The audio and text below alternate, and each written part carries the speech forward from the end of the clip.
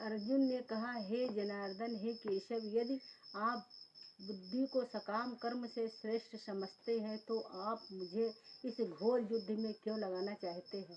तात्पर्य: श्री भगवान कृष्ण ने पिछले अध्याय में अपने घनिष्ठ मित्र अर्जुन को संसार के शोक सागर से उबारने के उद्देश्य से आत्मा के स्वरूप का निषाद वर्णन किया और आत्म साक्षात्कार के जिस मार्ग की संस्कृति की है वह है बुद्धि योग या कृष्ण भावनामृत। कभी कभी कृष्ण भावनामृत को भूत से जड़ता समझ लिया जाता है और ऐसी भ्रांत धारणा वाला मनुष्य भगवान कृष्ण के नाम जप द्वारा पूर्णतः कृष्ण भावना भक्त होने के लिए प्राय एकांत में स्थान में चला जाता है।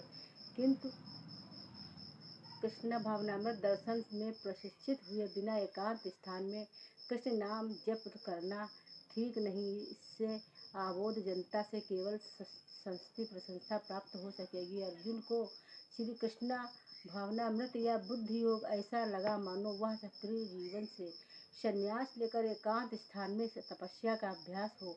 दूसरे शब्दों में यह कृष्ण भावनामृत को बहाना बनाकर चतुर्थी पूर्वक युद्ध से भी छुड़ाना चाहता था, किंतु एकनिष्ठ शिष्य होने के नाते उसने यह बात अपने गुरु के समक्ष रखी और कृष्ण के सर्वोत्तम कार्य विधि के विषय में प्रश्न किया।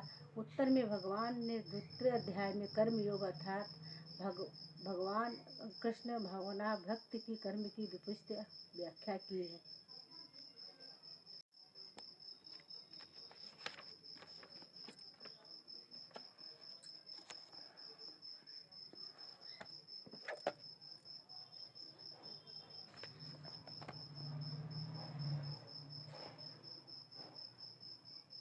देखो ये लगा नहीं, अब लगा है, सही देखो।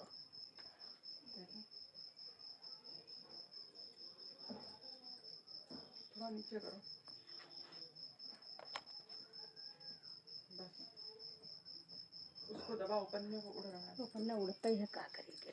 पेन कैप लगाओ, उसमें ऐसा नहीं लगाया था ऊपर से, 2-3 पन्ने में लगाओ तो करके।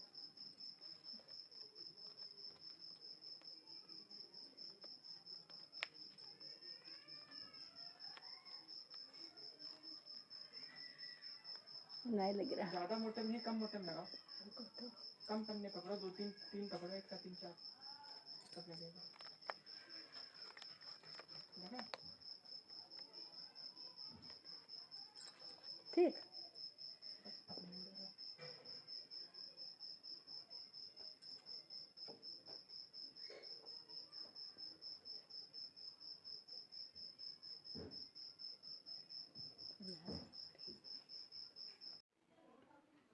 प्रत्येक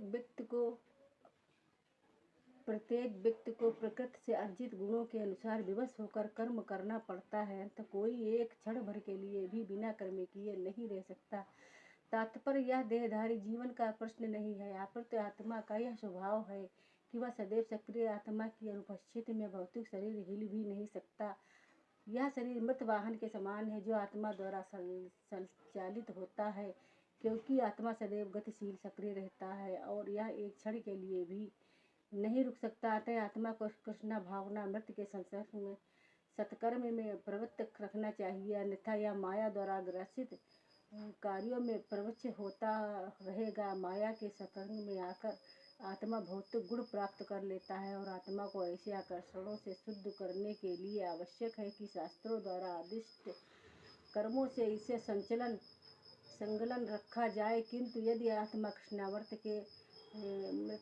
के अपने स्वाभाविक कर्म में निरंतर रहता है तो वह जो भी करता है उसके लिए कल्याणप्रद होता है। श्रीमद् भागवत द्वारा इसकी पुष्टि की गई है। यदि कोई भावना कृष्ण भावनामृत अंगीकार कर लेता है तो भले ही वह शास्त्रानुमोदित कर्मों को न कर अथवा ठीक से भक्ति न करे और चाहे वह पतित हो जाए तो इसमें उसकी हानि या बुराई नहीं होगी। किंतु यदि वह शास्त्रानुमोदित सारे कार्य करे और कृष्ण भावनामृत न हो तो वे सारे कार्य उसके किस लाभ के हैं।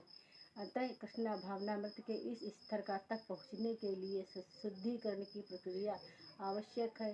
अतः संन्यास या कोई भी शुद्धिकारी पद्धति कृष्णावर्त के चरम लक्ष्य तक पहुँचने में सहायता देने के लिए, क्योंकि उसके बिना सब कुछ व्यर्थ है।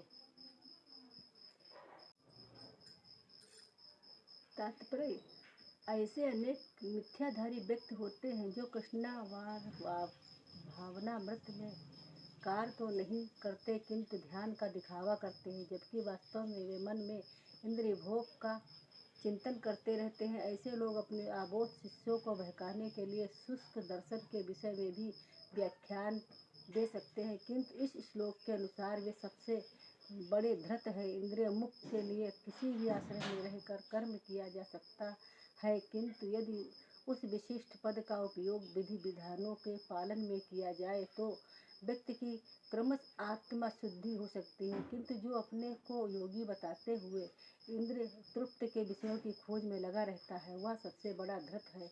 भले ही वह कभी कभी दर्शन का उपदेश क्यों न दे, उसका ज्ञान व्यर्थ है, क्योंकि ऐसे पापी पुरुष के ज्ञान में के सारे फल भगवान की माया द्वारा हर लिए जाते हैं। ऐसे धृत का चित्त सदैव अशुद्ध रहता है, तब उसके यौगिक ध्यान का कोई अर्थ नहीं होता।